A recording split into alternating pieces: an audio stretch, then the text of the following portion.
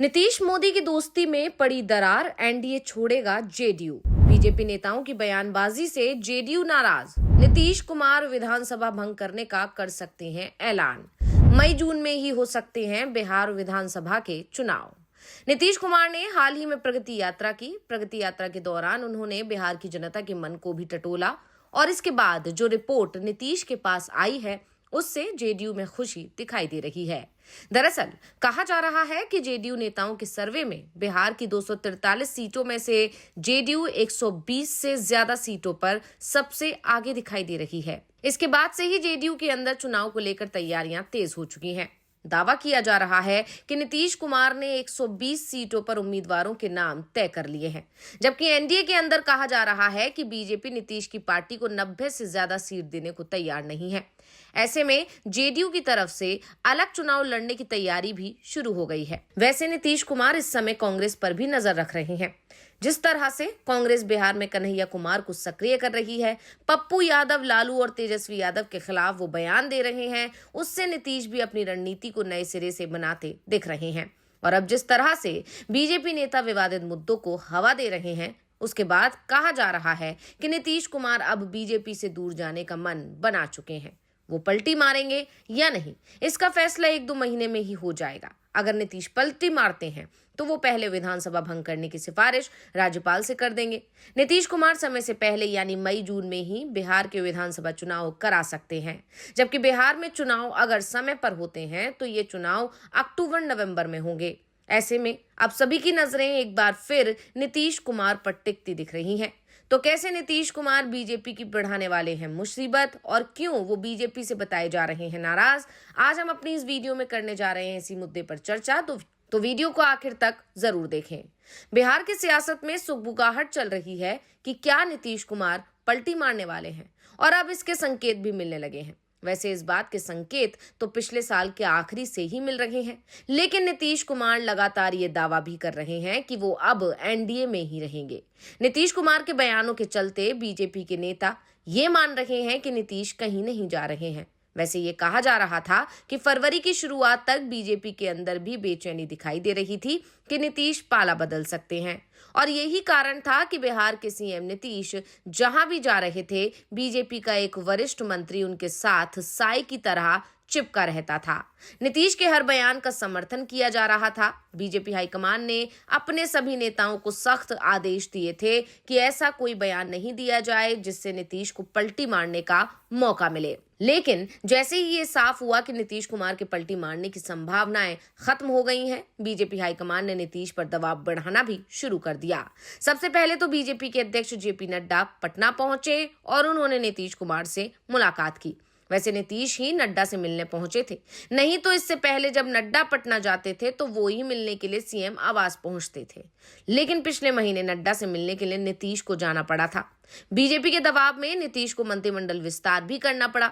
7 मंत्री बनाए गए और ये सभी मंत्री पद बीजेपी को सौंपे गए। इसके बाद मोहन भागवत का दौरा हुआ और उन्होंने ऐसा बयान दे दिया कि जेडीयू नेताओं को भी समझ में नहीं आया कि बीजेपी और आरएसएस नीतीश के साथ खेल करने की तैयारी में है। भागवत ने तो साफ कह दिया कि बिहार के दुर्भाग्य के दिन बदलने वाले हैं। ऐसे में जेडीयू के नेता ही सवाल कर रहे हैं कि बिहार का दुर्भाग्य क्या है। 20 साल से तो नीतीश कुमार ही सीएम है, तो क्या भागवत ने नीतीश से सीएम पद छीनने की बात कह दी है? बीजेपी नेताओं की भागवत के बयान पर खामोशी को माना जा रहा है कि भागवत ने वो ही कहा जिस रणनीति पर बीजेपी भी काम कर रही है। इसके बाद से ही सवाल उठने लगे हैं कि क्या बीजेपी जेडीयू को कमजोर कर खत्म करने की साजिश कर रही है, जैसा कि एकनाथ शिंदे के साथ बीजेपी ने महाराष्ट्र में किया, वैसा ही नीतीश कुमार के साथ बिहार में करने की साजिश हो रही है। और इसके संकेत बीजेपी की रणनीति से भी मिल रहे हैं। अगर हाल ही में बिहार में घट रही घटनाओं और केंद्र की रणनीति को देखें तो ये साफ है कि जेडीयू बीजेपी के चक्रव्यूह में बुरी तरह से घिरती दिखाई दे रही है। सबसे पहले हम बात करते हैं वक्फ संशोधन बिल की।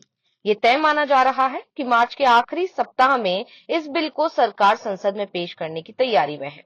इस बिल पर जेडीयू और टीडीपी के साथ एलजेपीआर की भी कुछ आपत्तियां थी और इसी के चलते मोदी सरकार को ये बिल जेपीसी के पास भेजना पड़ा था। जेपीसी में 6 करोड़ 60 लाख सुझाव आए थे। जेपीसी कुछ संशोधनों के साथ बिल को वापस भेज चुकी है। मोदी कैबिनेट ने भी जेपीसी से आए बिल पर अपनी मोहर लगा दी है और अब ये बिल संसद में पेश होना है। बिल के संसद में आने से पहले ही इसका विरोध तेज हो गया है। मुस्लिम संगठनों की तरफ से 17 मार्च को दिल्ली के जंतर मंतर पर प्रदर्शन का ऐलान किया जा चुका है। पूरे देश में इस बिल के खिलाफ प्रदर्शन की रणनीति बनाई जा रही है। मुस्लिम पर्सनल लॉ बोर्ड ने तो साफ कर दिया है कि जिस तरह से कृषि कानून का विरोध किया गया था, उसी तरह से इस बिल का भी विरोध किया जाएगा। मुस्लिम संगठन एनडीए में शामिल टीडीपी, जेडीयू और एलजेपीआर पर बिल का विरोध करने का दबाव बना रहे हैं और ये दबाव काम करता हुआ भी दिख रहा है। नीतीश कुमार को इस बात का एहसास है कि वक्फ बिल को लेकर मुस्लिम समाज में गुस्सा है। अगर वो बिल का समर्थन करेंगे तो इसका नुकसान उन्हें उठाना होगा। बिहार में तो चुनाव भी इसी साल है। ऐसे में सबसे बड़ा नुकसान जेडीयू को ही होने वाला है और यही कारण है कि अभी तक नीतीश कुमार ने वक्फ बिल के समर्थन का ऐलान नहीं किया है। जेडीयू के अंदर से जरूर इस बिल के खिलाफ लगातार आवाजें उठ रही हैं। ये भी कहा जा रहा है कि अगर नीतीश कुमार बिल का समर्थन करते हैं तो जेडीयू में बगावत हो सकती है। जेडीयू और बीजेपी के बीच दूरियां होली को लेकर भी दिखाई दी। इस साल की होली शुक्रवार को पड़ गई, वहीं रमजान का महीना भी चल रहा है। ऐसे में जुम्मे की नमाज मुस्लिम बिरादरी के लिए अहम हो जाती है। होली और जुम्मे की नमाज एक ही दिन होने के चलते इस पर बीजेपी और जेडीयू दोनों की तरफ से अलग अलग बयान आए हैं। बीजेपी विधायक हरिभूषण ठाकुर बचौल का भी बयान आया। उन्होंने कहा कि इस बार जुम्मे के दिन ही होली है। मुस्लिम बंधु या तो घर पर रहें या अगर घर से निकले तो बड़ा दिल करके निकले।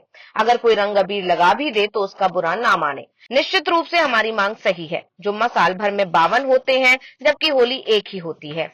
हमारे रंगों के त्योहार को वो अगर बुरा मानते हैं तो घर पर ही रहें।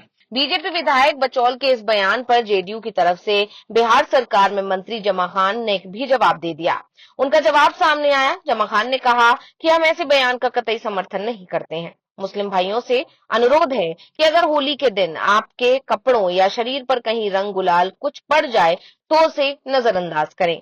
हमें समझना होगा कि होली आपसी भाईचारे का पर्व है। इसके अलावा जेडीयू नेता और दरभंगा की मेयर अंजुम आरा का भी एक बयान सामने आया है, जिसने बता दिया है कि जेडीयू के अंदर इसे लेकर कैसा घमासान मचा हुआ है। अंजुम आरा ने प्रशासन से अपील कर दी कि 12:30 बजे से 2 बजे तक होली के उत्सव को अस्थायी रूप से रोक दिया जाना चाहिए।